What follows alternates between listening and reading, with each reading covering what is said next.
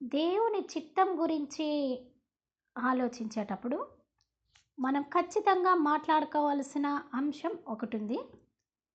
అదేమిటంటే క్రైస్తవ విలువలు, క్రైస్తవ నీతి, క్రైస్తవ నైతిక ప్రవర్తన. వీటి గురించిన మన అవగాహన సరిగా లేకపోతే మనం చాలా ప్రమాదంలో పడతాం. సింపుల్‌గా చెప్పాలంటే ఏది మంచి, ఏది చెడు, ఏది చేయాలి, ఏది చేయకూడదు అనే ఒక ప్రమాణ విలువల్నే నైతిక అంటాం. క్రైస్తవ విలువలు నేరుగా దేవుని దగ్గర నుంచి వచ్చాయి. అవి నిర్దోషమైనవి, సంపూర్ణమైనవి. వాటిలో ఏ మార్పు ఉండదు. క్రైస్తవ విలువలను ఎవరూ తయారు చేయలేదు. అపోస్తులలో క్రైస్తవ సంస్కర్తలు కూడబలుక్కుని పెట్టుకున్నవి కావు. దేవుడే వాటిని బైబిల్లో గ్రంథస్థం చేసి ఉంచాడు. దేవుని వాక్యమైన బైబిలే వాటికి మూలం. క్రైస్తవ విలువలు దేవుని వ్యక్తిత్వంలో నుంచి వచ్చాయి. దేవుని గుణగణాల్లో నుంచి వచ్చాయి. దేవుడు మనల్ని తన స్వరూపంలో చేశాడు. మనం ఆయన్ని పోలి ఉండాలని, ఆయన్ని ప్రతిబింబించాలని అలా చేశాడు. మన విలువల ద్వారా, మన నైతిక ప్రవర్తన ద్వారా మనం ఆయన్ని చూపించాలి. అది ఆయన ఉద్దేశం. క్రైస్తవ విలువల్ని దేవుడు ఒక ప్రత్యేక ఉద్దేశంతో నియమించాడు. దేవుని ప్రమాణాల వెనుక జ్ఞానం ఉంది, వివేకం ఉంది. ఆ క్రైస్తవ విలువలు పాటిస్తూ ఉంటే వీళ్ళు జ్ఞానం గల ప్రజలు అని ప్రజలు గుర్తించాలట. దేవుని పోలికలో చేయబడిన ప్రజలు, జ్ఞాన వివేచన గల ప్రజలు అని నిరూపించుకోలేకపోతే ఇంకేం లాభం? ఇంత జ్ఞానం అతనికి ఎలా వచ్చింది? ఇంత జాగ్రత్తగా ఆమె ఎలా ఉంటోంది? ఇంత నైతికత వీళ్ళకి ఎలా అబ్బింది?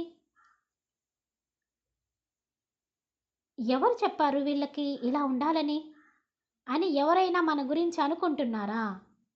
మనల్ని చూసి ఇతరులు ఏమనుకుంటున్నారు?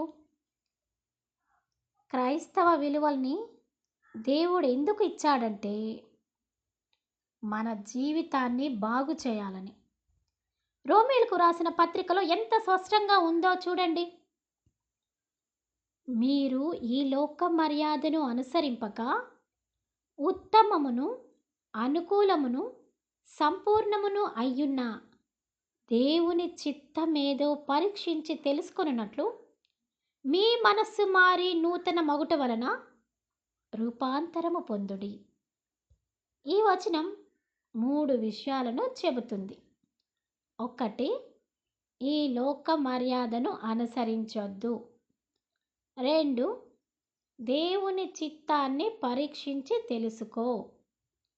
3, రూపాంతరం చెందు. ఈ లోక మర్యాదను అనుసరించకుండా మనం ఉండాలంటే, ఈ లోక ప్రవాహంలో కొట్టుకుపోకుండా దానికి భిన్నంగా మనం ఉండాలంటే దేవుని చిత్తమేదో పరీక్షించి తెలుసుకోవాలి. లోక మర్యాదను అనుసరించకుండా ఉండాలంటే ఏం చేయాలి? దైవికమైన మర్యాద ఒకటి ఉంది. దాన్ని తెలుసుకొని పాటించాలి. అప్పుడు మన మనసులు మారుతాయి, నూతన పరచబడతాం, రూపాంతరం చెందుతాం. లోక మర్యాదను విడిచిపెట్టి పక్కకు రావాలి. దేవుని చిత్తాన్ని, దేవుని ప్రమాణాన్ని తెలుసుకోవాలి. అలా తెలుసుకుంటూ ఉంటే రూపాంతరం చెందుతూ ఉంటాం. దేవుని నీతి ప్రమాణాలకు ఒక మహా ఉద్దేశం ఉంది.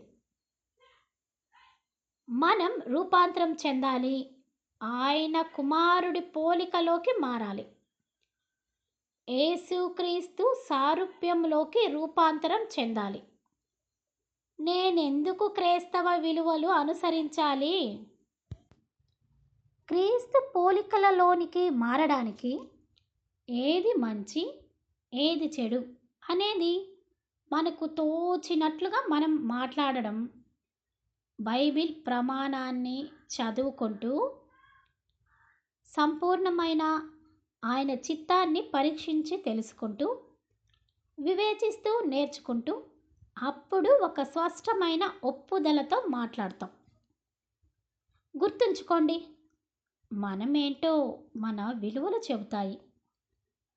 ఆ విలువలలో నుంచి వచ్చే మన ఒప్పుదలలు చెబుతాయి. క్రైస్తవ విలువలలో మనిషి కేంద్రీకృతమైన అనే మాట రాకూడదు. క్రైస్తవ విలువలు దేవుడు కేంద్రంగా ఉంటాయి. 10 ఆజ్ఞల్ని గుర్తు చేసుకోండి.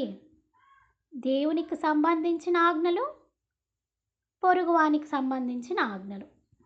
మొదట దేవుడు, తరువాత నీ పొరుగువారు. దేవుణ్ణి ప్రేమించు, పొరుగువారిని ప్రేమించు. యేసుక్రీస్తు చెప్పింది కూడా ఇదే కదా. నీ పూర్ణ హృదయంతో దేవుణ్ణి సేవించు, నిన్ను వలె నీ పొరుగువారిని ప్రేమించు. దేవుణ్ణి సేవిస్తూ, దేవుణ్ణి మహిమపరుస్తూ, నీ పొరుగువారిని ప్రేమిస్తూ ఉండే ఒక నైతిక ప్రమాణం ఎంత గొప్పది, ఎంత శ్రేష్టం, ఎంత క్షేమదాయకం, ఎంత ఉన్నతం. నాకు స్వేచ్ఛ స్వాతంత్రం ఉన్నప్పటికీ నా పొరుగువానికి ఇబ్బంది కలిగేలా ప్రవర్తించను. ఇతరులకు ఆటంకంగా ఉంది అనుకున్నప్పుడు ఒక్కోసారి అవసరమైతే నేను నా ఇష్టాల్ని, హక్కుల్ని వదులుకుంటాను. నా వలన నా పొరుగువాడు ఇబ్బంది పడకూడదు. నాకు ఇబ్బంది అయినా సరే, నేను నష్టపోయినా సరే, నా పొరుగువానికి నష్టం కలగకూడదు అనేది క్రైస్తవ ప్రమాణం. నువ్వు నిజంగా దేవుణ్ణి ప్రేమిస్తే పొరుగువారిని ప్రేమిస్తావు. నువ్వు నీ పొరుగువారిని ప్రేమించలేకపోతే నీ క్రైస్తవ్యం దేనికి? నీ క్రైస్తవ్యం నీ సమాజానికి ఉపయోగపడకపోతే అది వేస్ట్. నీ క్రైస్తవ్యం నీ సమాజానికి ఉపయోగపడకపోతే అది వేస్ట్. దేన్ని బట్టి జీవిస్తాం? దేవుడు ప్రతిపాదించిన నైతిక విలువలను బట్టి. దేన్ని బట్టి నిర్ణయాన్ని తీసుకుంటావు? నైతిక విలువలను బట్టి. దేన్ని బట్టి వెనుక తగ్గుతాం? నైతిక విలువలను బట్టి. దేన్ని బట్టి సైలెంట్గా ఉంటావు? క్రైస్తవ విలువలను బట్టి.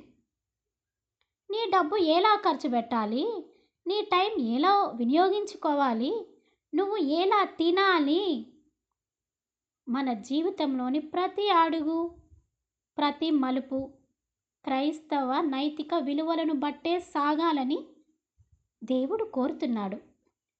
ఒక్కోసారి మనం పాటించే విలువలు సమాజంలోని ఇతరులకు నచ్చవు. వాళ్లకు మనం అడ్డమవుతాం. ఎక్కడో ఒక చోట, ఏదో ఒక విషయంలో మనకు వాళ్ళకి క్లాష్ రావచ్చు. అటువంటి సమయాల్లో మనం క్రైస్తవ విలువల కోసం రాజీ పడకుండా నిలబడతామా లేదా అనేది ప్రశ్న.